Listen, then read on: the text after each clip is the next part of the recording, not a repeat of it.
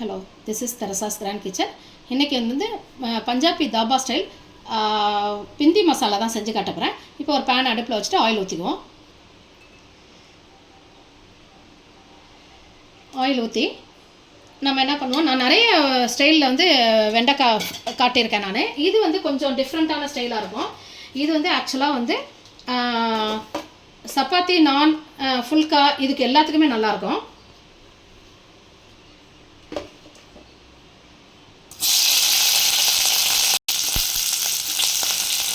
வெண்டைக்காய் வந்து கொஞ்சம் டிஃப்ரெண்ட்டான ஸ்டைலில் நம்ம கட் பண்ணிட்டோம்னா நமக்கு சாப்பிடும்போது நல்லாயிருக்கும். அந்த ஒரு ஸ்டைல் அந்த நார்த் இந்தியன் டச்சோடு இருக்கும்.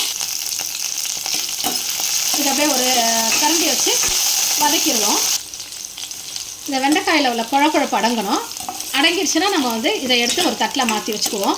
நம்ம முதல்ல இந்த குழக்குழப்பு அடங்கிறதுக்காக தான் நம்ம வந்து வெண்டைக்காய் எந்த கிரேவி செஞ்சாலும் சரி, காரக்குழம்புல போட்டாலும் சரி, வெண்டைக்காய் முதல்ல நம்ம வந்து ஒரு எண்ணெயில் போட்டு ஒரு வதக்கணும். இல்லைன்னா அந்த குழக்குழப்பு அப்படியே நம்ம குழம்புல ஒரு மாதிரி இருக்கும். அதனால் அதை சாப்பிடும்போது நமக்கு கஷ்டமாக இருக்கும், குழந்தைங்களுக்கும் அது பிடிக்காது. அதனால் இதை எண்ணெயில் வதக்கிட்டோம்னா அந்த குழக்குழப்பு இல்லாமல் இருக்கும். இப்போ குழக்குழப்பு அடங்கிடுச்சு. இப்போ இதை வந்து தட்டில் மாற்றி வச்சுக்கிறேன் நான். இப்போ அதே எண்ணெயில் 1/4 ஸ்பூன் கடுகு போட்டுக்குவோம். 1/4 ஸ்பூன் ஜீரகமும் ஆட் பண்ணிக்குவோம்.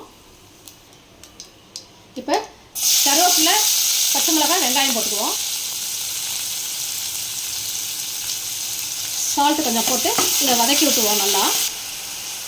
அதோட ஒரு 1/2 ஸ்பூன் அளவுக்கு கடலை மாவு, இதையும் கிரேவிக்காக இது வந்து நல்லாயிருக்கும். இதையும் போட்டு இதையும் வதக்கிடுவோம். இப்போ பச்சை வாசனை போயிடுச்சு. மஞ்சத்தூள் ஆட் பண்ணிக்குவோம். ஒரு ஸ்பூன் காரத்துக்கு மிளகாத்தூள் ஆட் பண்ணிக்கிறேன். இப்போ 1 ஸ்பூன் அளவுக்கு 1லேருந்து 3/4 ஸ்பூன் அளவுக்கு மல்லித்தூள், மஞ்சத்தூள் ஒரு 1/4 ஸ்பூனு, மிளகாத்தூள் ஒரு 1/2 ஸ்பூனு, ஒரு 3/4லேருந்து 1 ஸ்பூன் மல்லித்தூள் ஆட் பண்ணிக்குவோம். 1/2 ஸ்பூன் இஞ்சி வெள்ளை பூண்டு பேஸ்ட் ஆட் பண்ணிக்குவோம்.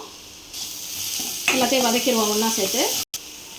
இப்போ தக்காளி பழம் வந்து ஒரு தக்காளி போல் நான் அரைச்சி வச்சுருக்கேன், அதை ஆட் பண்ணிக்கிறேன்.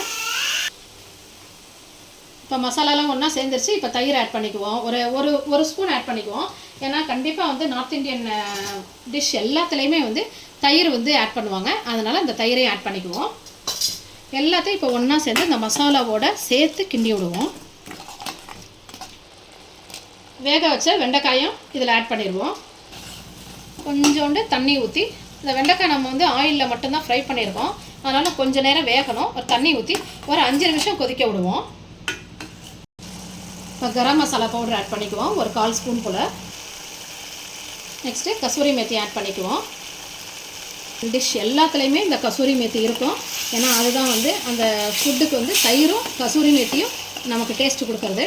இது நம்ம எப்போவுமே வந்து உருளைக்கிழங்கு மசாலா, இந்த மாதிரி நம்ம பன்னீர் பட்டர் மசாலா, இந்த மாதிரி நம்ம சாப்பிட்றதுக்கு இது நீங்கள் ஒரு தடவை சப்பாத்திக்கு செஞ்சு சாப்பிட்டு பாருங்கள். இது ரொம்ப டேஸ்ட்டாக இருக்கும். இது வந்து பஞ்சாபில் வந்து ரொம்ப வந்து ஃபேமஸான ஒரு டிஷ்ஷு. கண்டிப்பாக இந்த வீடியோ இதே மாதிரி நீங்கள் செஞ்சு பாருங்கள். இந்த வீடியோ உங்களுக்கு பிடிச்சிருக்குன்னு நினைக்கிறேன். இந்த வீடியோ உங்களுக்கு பிடிச்சிருந்துச்சுன்னா லைக் பண்ணுங்கள், ஷேர் பண்ணுங்கள், சப்ஸ்கிரைப் பண்ணுங்கள்.